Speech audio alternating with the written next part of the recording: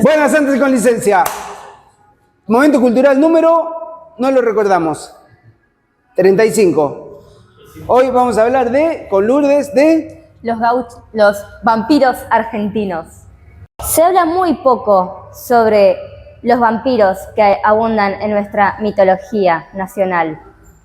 Se los asocia más con países europeos, también con América del Norte. Sin embargo, acá hay. Ahí hay uno.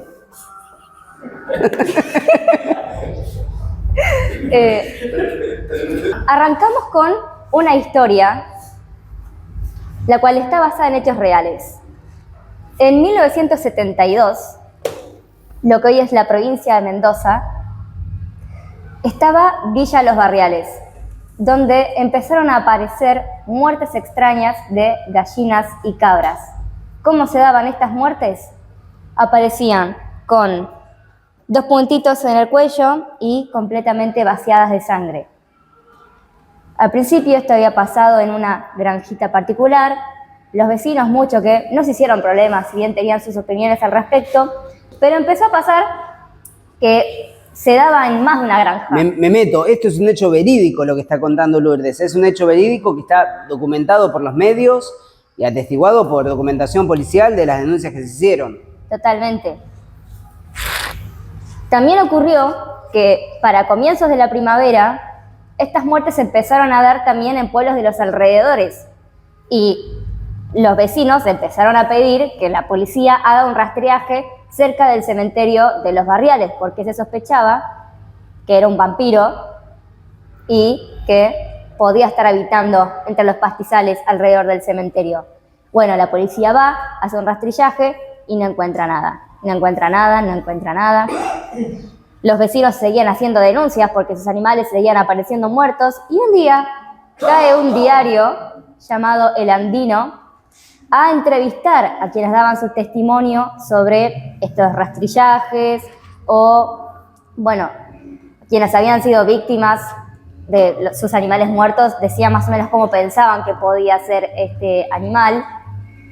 Y ellos decían, bueno, tiene que tener alas de vampiro, tiene que tener patas de vampiro, tiene que tener también pelaje rojo, porque habían visto pelos rojos en los gallineros, entonces pensaban tiene que tener un pelaje similar al del zorro, sospechaban sobre todo la cola de zorro, pero también pensaban que podía tener trompa de oso hormiguero y una panza grande donde llevar la sangre. Testimonios medio raros que no convencían al diario, que al final agarró y dijo, ¿saben qué? Me voy a burlar de ustedes. Agarró todos estos testimonios e hizo como una caricatura llamada El Vampi, la publicaba semanalmente y era básicamente describiendo una historia sobre este personaje semificticio que el pueblo no se lo tomó bien. Realmente agarró y dijo, no se pueden estar burlando de nosotros, que estamos genuinamente aterrorizados por este ser que asedia nuestras granjas. Y para octubre de 1972, las muertes cesaron. De una noche para la otra, de repente no morían más gallinas, no morían más cabras, no morían más conejos. Y nunca se supo ni por qué pararon esas muertes, ni por qué se produjeron. Yo les agrego un dato de color. Ese vampi, la descripción, si uno lo ve, las brujas no existen, pero que las hay.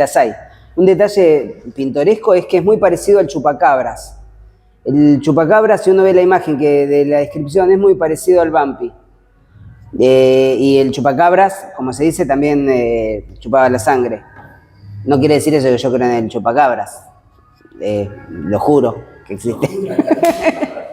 Claro, por ahí nosotros en nuestra cultura, más que hablar de un vampiro, hablamos de chupacabras, hablamos de lobisones, digamos, seres místicos que hablan sobre sangre, pero no tanto vampiro, no le asociamos tanto a nosotros ese tipo de mitología.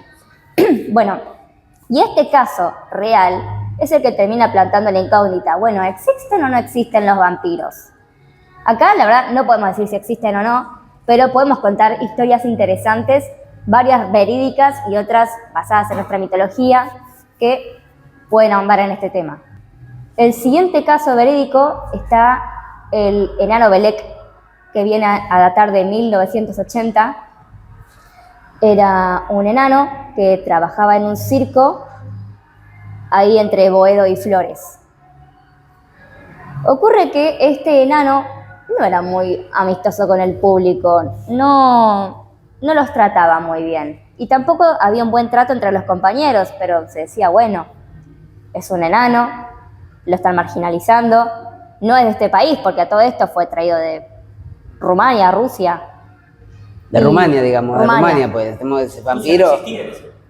Sí, No, era... 1980 de la URSS. Ah, Unión República Socialistas Soviéticas. claro. Tovarich. Pero era un circo de los Ares, decía. Ah. Entonces es lo que ahora es Rusia, pero antes era la URSS. Ocurre con este enano que un día aparece muerta la mona del circo, que era como la atracción favorita de los niños. Y al mismo tiempo desaparece este enano.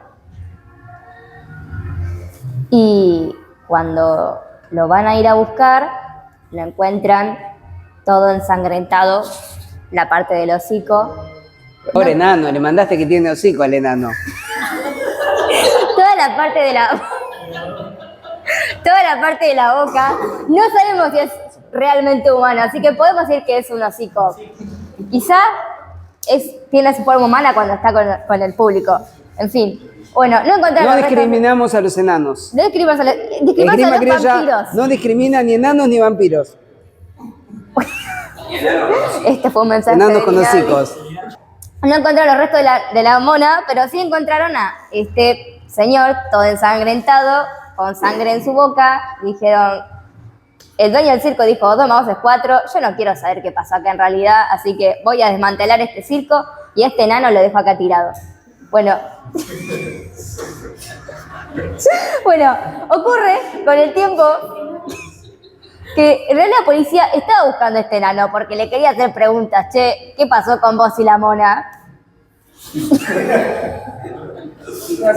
estaban buscando y no lo encontraban, ¿ok? Entonces ocurre que en una canchita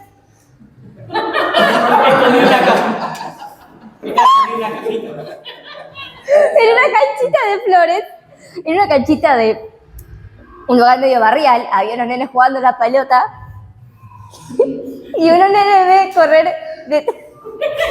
Y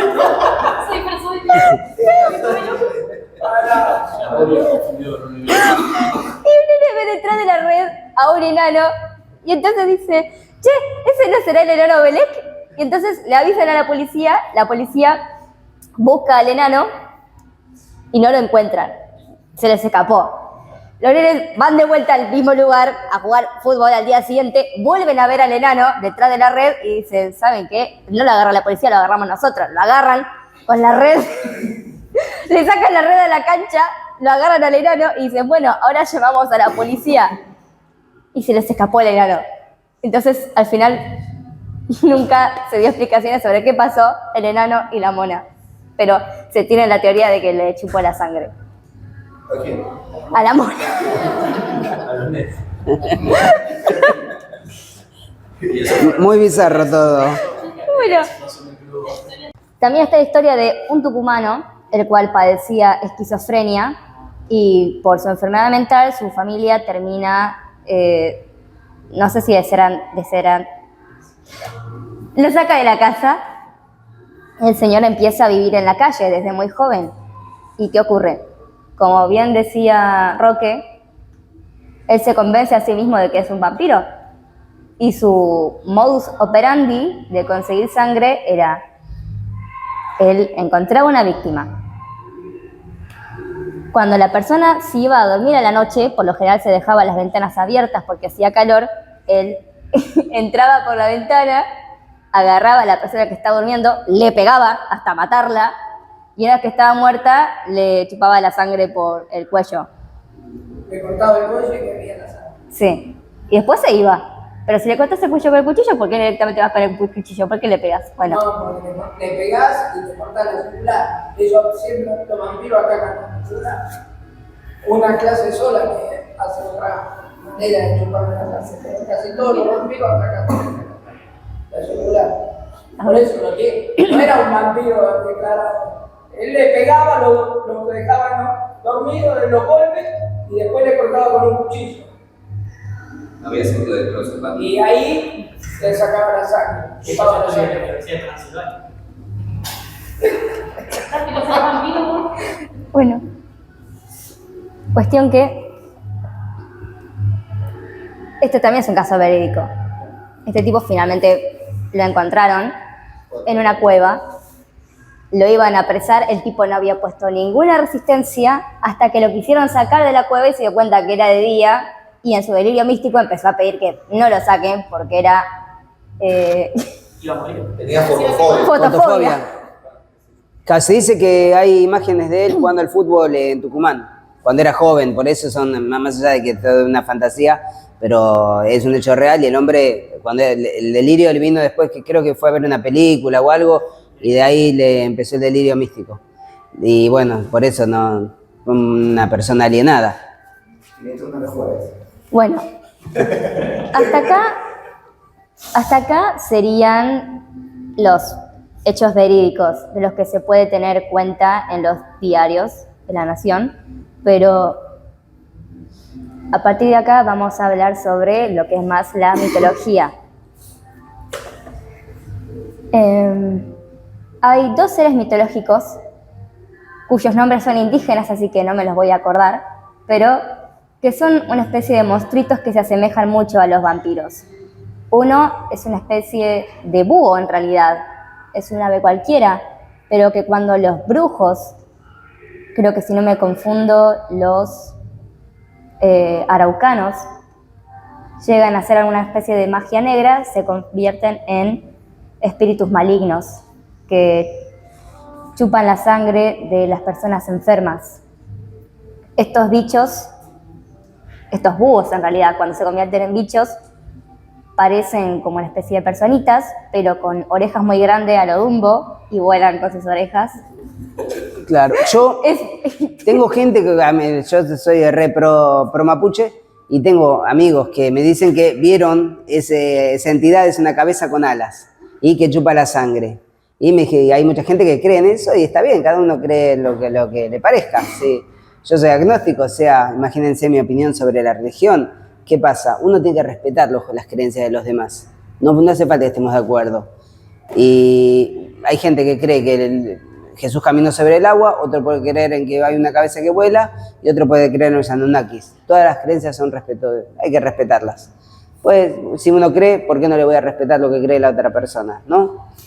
Bueno, era eso nada más. Seguí contando que está divertido. Bueno, después tenemos otro ser que creo que también viene de los araucanos y que es parecido también al vampiro en cuanto a que bebe sangre, pero es distinto, porque es como una serpiente que vuela y tiene dos cabezas y que a la noche, cuando canta, las mujeres se empiezan a sentir muy mal. Otra particularidad que me olvidé mencionar del bicho anterior, la cabeza que vuela con las orejas, es que le gusta anidar en la corteza de los árboles. Y después, cuando se va de la corteza, deja rastros de sangre de sus víctimas. Ahora sí, algo que tienen en común estas dos mitologías es que, como había mencionado, que las mujeres se descomponen anímicamente cuando escuchan a este animal, a este ser, quiero decir. En realidad lo mismo ocurre con la cabeza voladora.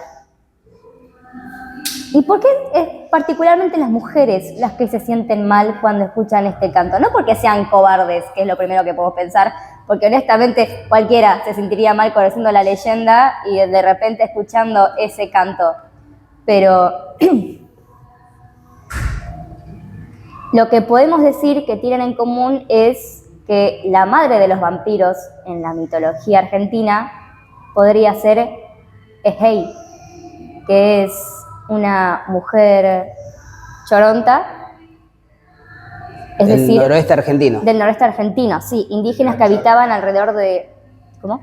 Del Gran Chaco. Del Gran Chaco, Gran Chaco, cerca del Pilcomayo, alrededor del Pilcomayo en realidad. Esta tribu estaba de un lado y del otro del Pilcomayo.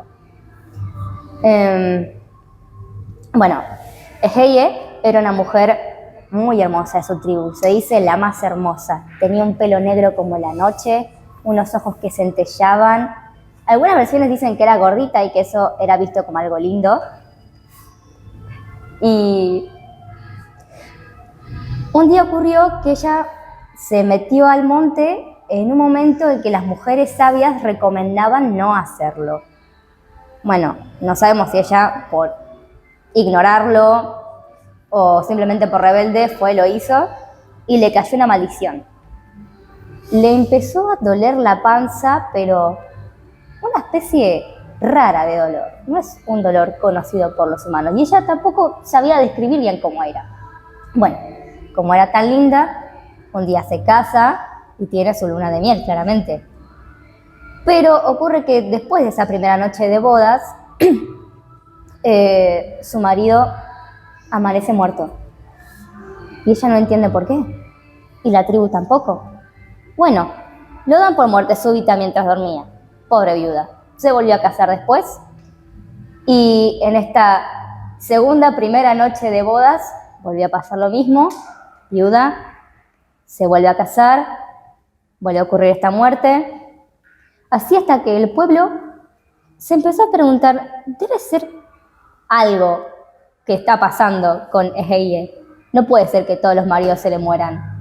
La tipa no era violenta, no se la veía con armas.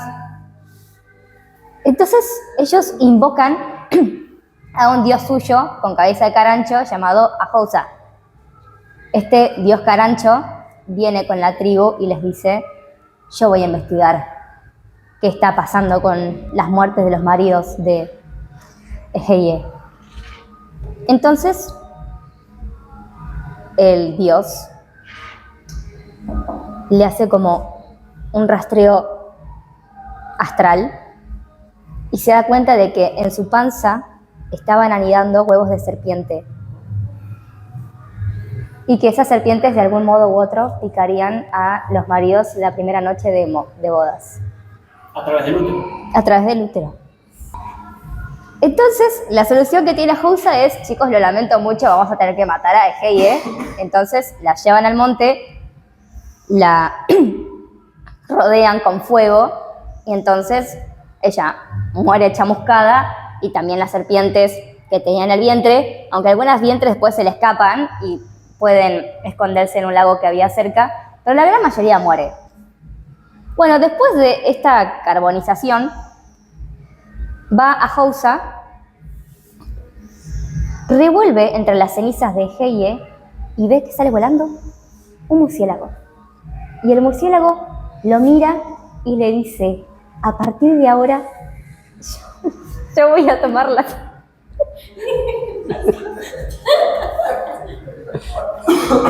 A partir de ahora, yo voy a tomar la sangre de todos ustedes durante la noche. Los voy a perseguir tanto a hombres como a animales. Y se fue.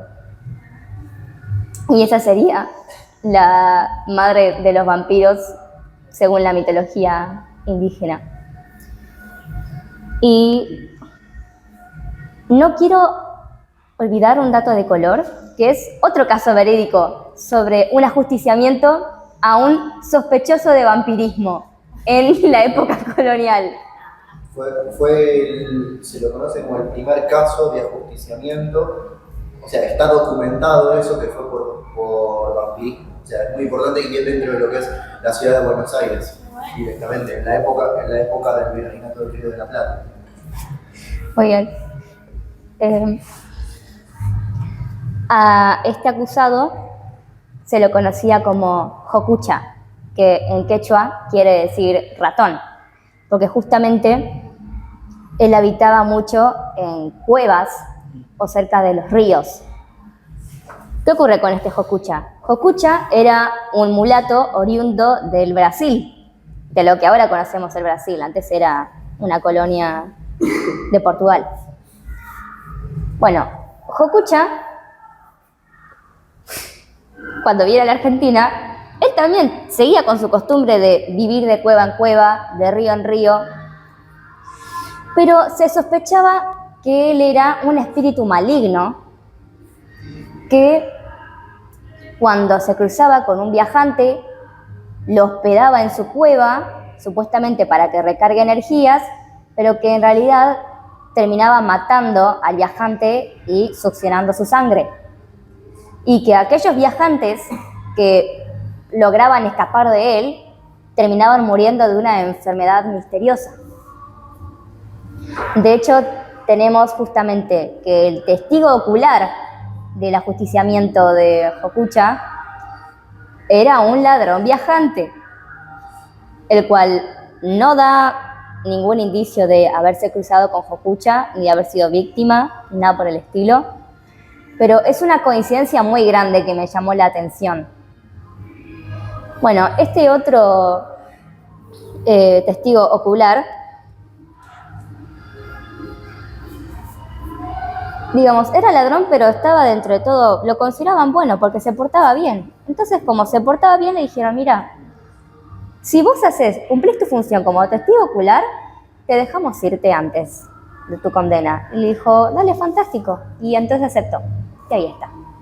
Y esos son los casos de vampiros en la mitología argentina y en hechos verídicos confirmados. Gracias. Y un aplauso para Florentino, que se vistió de vampiro. Hasta el próximo video. ¡Ah!